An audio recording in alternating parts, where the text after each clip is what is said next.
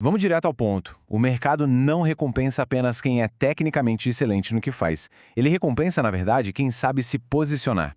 Hoje a gente vai fazer um mergulho profundo no conceito central do Jefferson Santos, da obra Autoridade em Páginas. O foco aqui é entender como pegar aquele conhecimento gigantesco e transformar numa autoridade que absolutamente ninguém consegue ignorar. Olha só, vamos mergulhar nessa questão que, convenhamos, é a frustração de 10 entre 10 especialistas. Por que aquele profissional que às vezes não tem nem metade de uma bagagem técnica sólida acaba pegando as melhores oportunidades? E os verdadeiros experts ficam lá invisíveis. É duro admitir, mas isso mostra uma regra de ouro inescapável. Ter um talento absurdo e muito estudo simplesmente não resolve nada se o mercado não conseguir enxergar isso. Pensa que existe um abismo, um vão gigantesco mesmo, entre ter competência e ter posicionamento. De um lado, a gente tem um profissional com anos de estudo, dedicação e 1000 soluções geniais guardadas na cabeça. Do outro, a percepção que o mercado tem de tudo isso. Porque, sendo bem sincero, conhecimento escondido não atrai cliente e não gera influência. Aquela expertise toda precisa obrigatoriamente sair da mente e ganhar o mundo de forma tangível. Só assim as pessoas vão sacar o imenso valor real que está ali. E para a gente entender bem como fazer essa virada, nosso roteiro de hoje vai passar por 6 pontos bem diretos. Primeiro, vamos ver o preço da invisibilidade, depois, o livro como posicionamento, aí passamos para Vencendo o Medo, Estrutura e Conexão, a máquina de oportunidades e, por fim, a construção de um legado no mundo. Ponto número 1. O preço da invisibilidade. Existe um custo altíssimo, mas muito silencioso, em não saber comunicar o próprio conhecimento. E não estamos falando de massagear o ego, não. Estamos falando de portas batendo na cara, de ficar de fora dos bons projetos e daquela falta de reconhecimento. Tem uma frase do Jefferson Santos que resume tudo. O mercado não ignora pessoas sem talento, ele ignora pessoas invisíveis. Pois é, bate fundo, né? A invisibilidade é tipo um freio de mão puxado numa carreira que tinha tudo para voar. O talento é o motor, com certeza, mas a visibilidade é o combustível que faz a coisa toda andar. Número 2. O livro como posicionamento.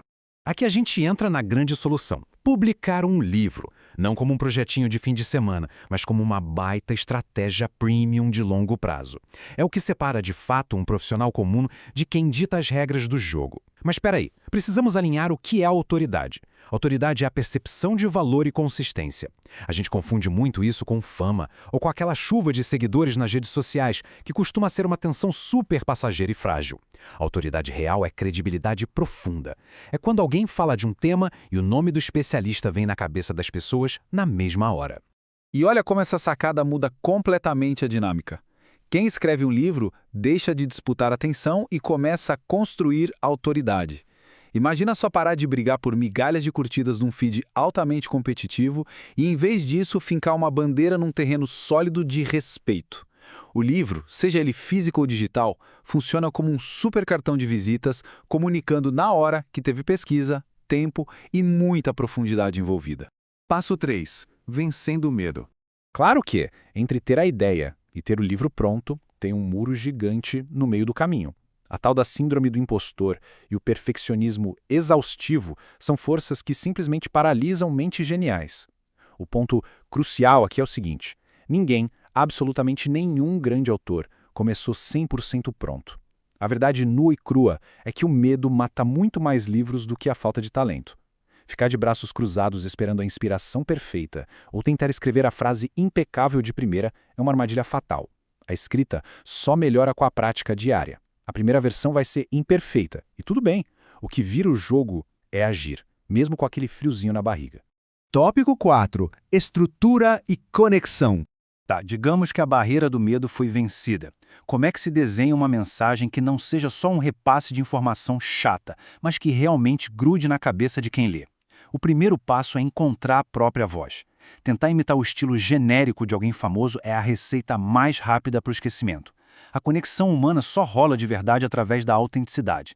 Sabe aquele de contar os perrengues da carreira, os erros que doeram, os aprendizados difíceis? Isso cria um magnetismo absurdo. Profissionais inesquecíveis não tentam parecer heróis inatingíveis. Eles compartilham a jornada e mostram que são humanos. E o que é incrivelmente interessante de notar é como o cérebro humano funciona. As pessoas esquecem dados, esquecem gráficos, mas elas nunca esquecem as emoções. Termos técnicos são super válidos, lógico, mas o que crava a mensagem na memória é a jornada emocional. Um livro poderoso não é só um manual de instruções, ele precisa pegar na mão de quem lê e conduzir por uma transformação real, gerando empatia do começo ao fim. E para que essa mágica aconteça, a gente precisa de uma estrutura lógica passo a passo. Primeiro, a obra precisa gerar consciência. Fazer quem está lendo pensar, nossa, eu vivo exatamente essa dor. O problema tem que ficar cristalino. Segundo, apresentar as soluções por meio de uma visão de mundo única. E terceiro, fechar com uma chamada para ação muito clara. Com essa receitinha, a leitura vira uma jornada super envolvente de puro progresso. Número 5. Máquina de oportunidades. Vamos ver como isso se traduz em negócios. Quando o material finalmente ganha o mundo, o tal do posicionamento deixa de ser teoria e vira resultado tangível, dinheiro na mesa. Uma obra publicada cria, ao redor dela, um ecossistema inteiro de oportunidades. Novas portas se abrem num estalar de dedos, convites para mentorias exclusivas, palestras em eventos gigantes, participações em podcasts de peso, consultorias premium. A obra vira um imã inteligente, atraindo exatamente o público que já chega qualificado e alinhado com a mensagem. E isso ilustra perfeitamente o poder maluco da escala. Enquanto o autor dorme, o livro continua trabalhando. É muito diferente de um post em rede social que some no algoritmo em algumas horas. Ideias impressas têm uma durabilidade incrível. Elas circulam, são recomendadas em reuniões, nas rodas de conversa e funcionam como um verdadeiro exército de representantes autônomos, multiplicando a presença desse profissional o tempo todo. Nosso sexto e último ponto: um legado no mundo. No fim das contas, construir um posicionamento de ponta vai além dos ganhos financeiros de curto prazo. O grande prêmio final dessa trilha literária é o impacto geracional. A gente sabe que as tendências passam rápido e as tecnologias mudam, mas as ideias que são documentadas com clareza permanecem. Elas conectam gerações. A escrita basicamente imortaliza a experiência de um profissional. Colocar aquelas estratégias suadas no papel significa que a influência de alguém vai viver muito além do seu tempo ativo no mercado, tocando pessoas no mundo todo. Para resumir toda essa transformação que exploramos hoje, quem escreve deixa de ser apenas mais um nome no mercado. É a jornada fascinante de um profissional que tinha o conhecimento preso na cabeça, lidou com os próprios medos, estruturou tudo de um jeito magistral e, graças a isso, virou uma referência absoluta e inquestionável na sua área.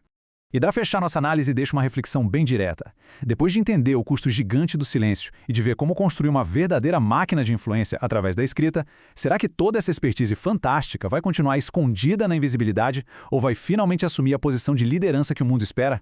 Fica aí o questionamento. Um abraço e até o próximo.